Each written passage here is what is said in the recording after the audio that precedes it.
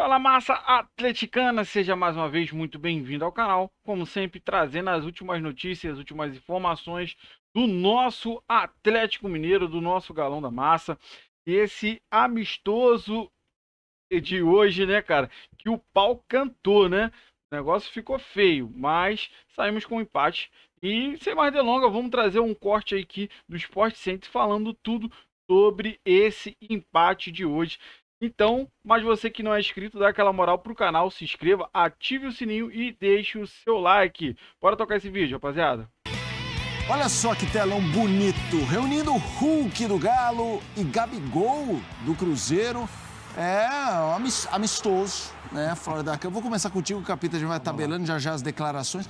Mas o pau cantou nesse jogo, Capital. Olha só, suave na nave. Então, Felipe, eu vou usar essa palavra que você colocou, é a temperatura do jogo, né? Eu gosto dessa temperatura, eu entendo por se tratar de um Cruzeiro e Atlético, eu só acho que não é o momento... É a hora, né? Não é o momento para isso, sabe? Porque isso é uma pré-temporada, é um jogo amistoso, onde você tem outras preocupações, né? É dar ritmo de jogo, é soltar um pouco mais essa questão da perna que a gente fala, né? Dos treinos físicos, é você fazer algumas correções dentro do que você imagina, os treinadores, né, o Cuca e o Fernando Diniz, para os seus times. E o que a gente viu, principalmente no primeiro tempo, no segundo tempo também, foram entradas muito violentas, né? Foram discussões de jogadores, rodinhas, né, de discussão, enfim. Então, tudo ao contrário do que um jogo desse significa. Na minha opinião, eu entendo a rivalidade, lógico que sempre será assim, então não vou nem culpar os jogadores, sabe? Eu acho que, assim, a partir do momento que você veste a camisa do seu clube, que você veste a camisa de Cruzeiro, de Atlético Mineiro, que o campo está cheio e que você tem que representar essas cores, você tem que levar essa questão de rivalidade a sério. Eu só acho que o momento não é o mais apropriado para um jogo desse nível, dessa competitividade, e os jogadores nem estão preparados para isso. A gente imagina que isso vai acontecer de uma forma mais justa, correta, digna desses jogadores, mas pro meio do ano, enfim, quando afunila essas competições. A gente vai comentar mais com o Eugênio Leal e Elton Serra. Vamos só ver os lances finais para ouvir os jogadores também. Vimos aí bastante movimentação no Gabigol, chances um pouco mais Um pouco no melhor, Cruzeiro, melhor. exatamente. E estão chegando as declarações, vamos ouvir os personagens. A evolução, a gente evoluiu do jogo de São Paulo para cá, a gente acertou praticamente todas as subidas de pressão, a marcação mais alta, a gente não ofereceu praticamente nada para o Atlético o jogo todo, e teve um volume grande de ataque, tanto do lado esquerdo como do lado direito, chute fora da área, então acho que foi um menu meio completo. O começo do jogo foi um pouco mais amarrado, jogo muito faltoso e o jogo não estava andando muito, mas de maneira geral acho que a equipe jogou bem e mostrou a evolução do jogo de São Paulo para hoje. Os jogadores que entraram no final, em sua maioria, iniciar o jogo, obviamente.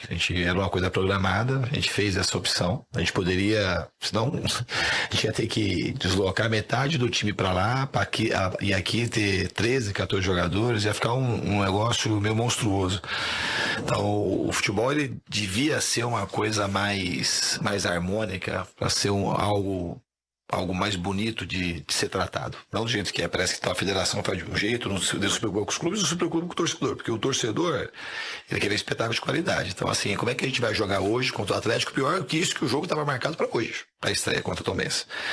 Então, amanhã a gente vai ter um time cansado, senão ia ter que ter um time de sub-20, mas nem de sub-20 daria, porque o sub-20 está na Taça São Paulo. Então ficou uma coisa assim meio estranha. Deveria ser algo mais harmônico, as pessoas pensarem mais no todo, porque o futebol brasileiro ganharia muito se isso acontecesse. Muito positivo, né? Foi ótimo. Você uniu o grupo tá unido, tá voltando unido, né? Foi muito bom, nós jogamos grandes clássicos, né? Não ganhamos, mas também não perdemos. Então nós estamos embora tranquilo, esperando um dia melhor, que o torcedor tenha dias maravilhosos no próximo ano. De uma maneira geral, sim. A gente sai satisfeitos porque não tem como exigir de um atleta, né, o que ele não pode te dar no momento. A gente está 7 dias treinando, intercalando aí treinos físicos com 3 treinos técnicos apenas, né? E essa viagem também, que é uma viagem longa. E chegamos, não quero fazer comparativo com o adversário, mas numa condição inferior, né? O adversário já estava aqui uma semana a mais de treino e uma exposição a um jogo perigoso como esse era para nós.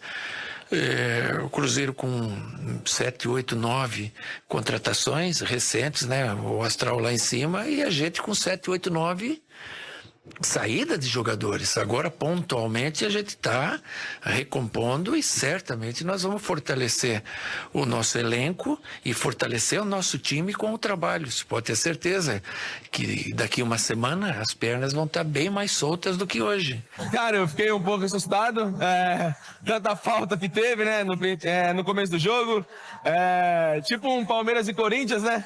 Então, mas aqui foi um pouco mais sinistro, mas vou me acostumar e me adaptar o mais rápido possível. Vamos lá, essa marcação do menino, né? Muito boa. Mas vamos lá, equilíbrio do clássico. Jogos Atlético e Cruzeiro disputados fora de Belo Horizonte. Vitórias do Galo 6, empates 5, vitórias do Cruzeiro 5. Fonte Memória Atleticana realmente bastante equilibrada. Eu vou jogar pro Elton. Nessa pegada do jogo, mas de muita briga. A declaração do Gabriel Menino é muito boa, né? Fiquei meio assustado, né? Tipo, eu acho que ele começou a ver, gente, o que a gente tá fazendo aqui? Me encontraram numa festa de família e tá todo mundo aí animado. Na Disney, né? Na Disney, Orlando, exato, Disney, Orlando, tapa na cara. Um dia antes eles foram no parque juntos pra promover o jogo Montanha-Russa. Isso, mundo feliz. O menino foi muito bem, né? O brasileiro é bom meio demais, sinistro, cara. Hein? Ô, Elton, fala aí, Elton, desse mundo sinistro de Cruzeiro e Galo. Ele achou que ia ver a fada, acabou entrando na casa do terror, né? É bem diferente mesmo. Mas estava acostumado com isso em outro grande clássico do futebol brasileiro, mas realmente subiu um pouco o tom, né? Eu acho que esqueceram que de fato é pré-temporada. Foi um jogo onde os dois técnicos, inclusive, deixaram os jogadores mais minutos em campo, e o que significa que há uma tentativa também de acelerar esse processo de entrosamento, de ritmo de jogo para começar a temporada. O Atlético, a gente viu o Cruzeiro mudar todos os jogadores e o Atlético não. Isso dá uma exata noção dos elencos das duas equipes, né? Enquanto o Fernando Diniz tem a possibilidade de trocar o time inteiro e manter a mesma formação, né? Lateral por lateral, zagueiro por zagueiro, volante por volante, mudar o time inteiro e a equipe manter a mesma característica, o Cuca ainda não tem isso. Tanto que alguns jogadores permaneceram até o final.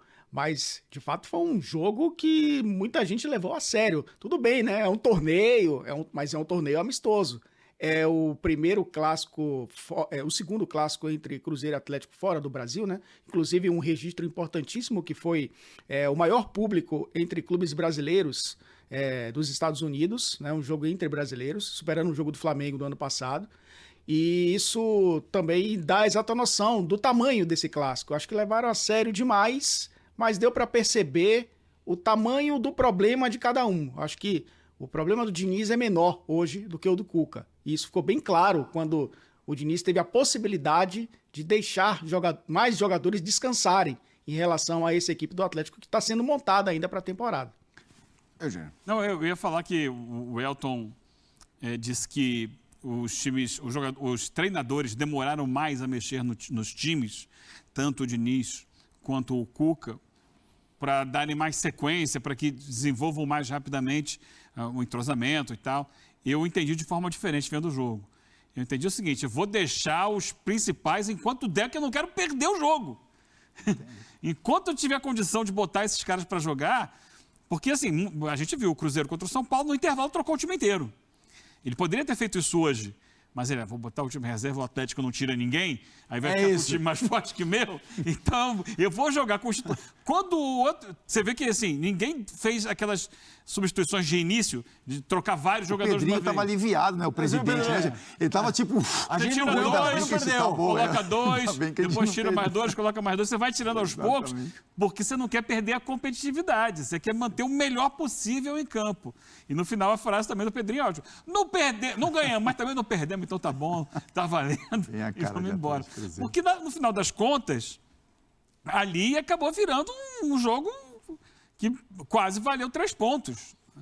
E todo o ambiente favorece a isso. Então, como o Elton trouxe, né, o maior público entre times brasileiros fora do país, né, ou nos Estados Unidos, Amanhã tem Flamengo e São Paulo, não sei se pode superar ou não, mas era um ambiente ali de Mineirão reduzido, porque o estádio é menor, as torcidas ali, aliás, um período, com um espaço do estádio ali de torcida mista, bem legal, mas Sim. atrás dos gols ali, de um lado o Atlético, do outro lado o Cruzeiro.